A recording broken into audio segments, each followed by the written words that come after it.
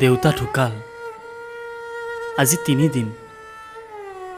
ওচৰ চুবুৰীয়া আহিছে এজন এজনকৈ। সকলোৰে লগত কথা বতৰা পাতিছোঁ। সকলোৱে দিহা পৰামৰ্শ দিছে। দেউতাৰ মৃত্যু আমাৰ বাবে সকলো ফালৰ পৰাই ক্ষতিকৰ। দেউতা আছিল এটা চৰকাৰী বিভাগৰ কেৰাণী।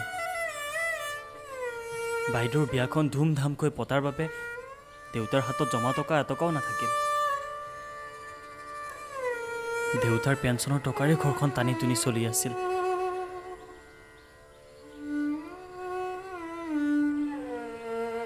অভি, খবৰটো পায়েই বুকুখন বিষাই গ'ল। মানুহ মৰিলে সহ্য কৰিব পাৰি, কিন্তু দেৱতা ৰামচন্দ্ৰ হেন মানুহ মৰিলে সহিব নোৱাৰি। খবৰটো পোৱাৰে পৰা টোপুকা মাৰি ঘৰতে সোমাই আছোঁ। কি কৰিব খুৰা, পৰালৈকে চেষ্টা কৰিছোঁ, বাকী ভগৱানেহে জানে। আৰু নাই অভি, তোমালোকে ককাইদেউক একো আপত্তি কৰা নাই। ককাইদেউৰ কাৰণে বহুত কৰিছা। আৰু এটা কথা নহয়, শক্তি চাইহে ভক্তি। অৱশ্যে টকা পইচা কেইটামান থকা হ'লে ককাইদেউক এবাৰ এপলত দেখাই আনিব পাৰিলে ভাল আছিল। কি পৰিষ্কাৰ! আমাৰ অসমৰ মানুহবোৰে ৰাজহুৱা সম্পত্তিবোৰ ৰাখিবই নাজানে। ককাইদেউক এবাৰ এপলত দেখাই আনিলে ভাল পালে হয় চাগে। কিন্তু কি কৰিবা, সময় থাকোঁতে ময়েই আহিব সময় নাপালোঁ। মোৰে ফুটা কপাল, বুজিছা। এবাৰ নহ'বা নহয়, কিন্তু ইমানবোৰ টকা পইচা ক'ত পাম? ঠিকেই। এতিয়া পিছে বাকী যা যোগাৰ কৰাহে কথা আৰু ন? শ্ৰাদ্ধৰ বজাৰখিনি আনিলা নহয়? আনিলোঁ। বাকী একাপ ভোজৰ, মানে মাছ মাংস। মাংস নিদিওঁ নেকি? টকা পইচাৰো অকণমান অসুবিধা হৈ আছে। মাছটোকে নাপায়। ভোজত মাংস নিদিলে উদ্ধাৰ নহ'বা নহয়। তাকো বজাৰৰ কচাই কটা ছাগলী নহয় দেই। জীয়া ছাগলী ঘৰৰ পিছ চোতালে কুটি বাচি আগ চোতালে ভোজ দিলেহে হৈছে।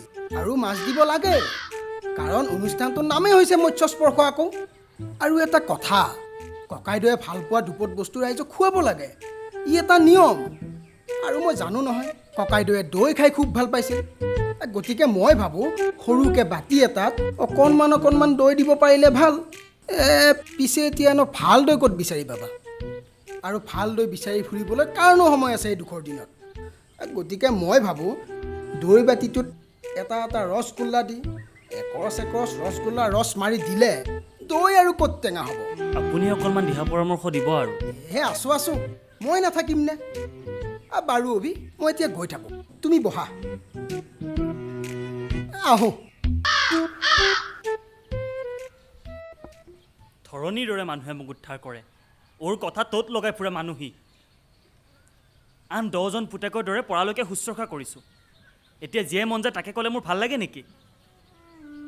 এপলো নিয়ে দেউতাক। অসুখৰ দিনকেইটা এবাৰ খবৰ ল'বলৈ নাহিল, এতিয়া চাহ তামোলৰ আড্ডা মাৰিবলৈ আহিছে।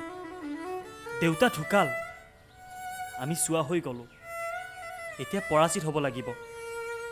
মৃত্যু এটা গতানুগতিক প্ৰক্ৰিয়া। ইয়াত চোৱাৰ কি কথা আছে? ইয়াত চুব নোৱাৰাৰ কি কথা আছে? ঠিক আছে, মানুহ মৰিলে চোৱা লাগে।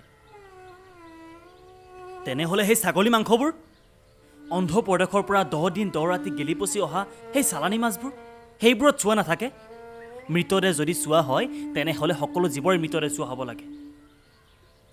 আমিতো সমাজৰ নিয়ম নীতি এইবোৰ মানি চলিবই লাগিব। সমাজৰ নিয়ম। দেউতাক শ্মশানত নিয়া কেইটামানেতো শ্মশানতে উদৰ পূৰাই গিলাচে মদ খালে। মানুহ এজনৰ মৃত্যুত এদিন অকণমান সময়ৰ কাৰণে মদ নাখালে মানুহ মৰি যাব নেকি? মাছ মাংস হ'লে আঙুলি চুপি খাব পাৰি, কিন্তু মানুহ এজন মৰি গ'লে পৰিয়ালটোকে চুব নোৱাৰি।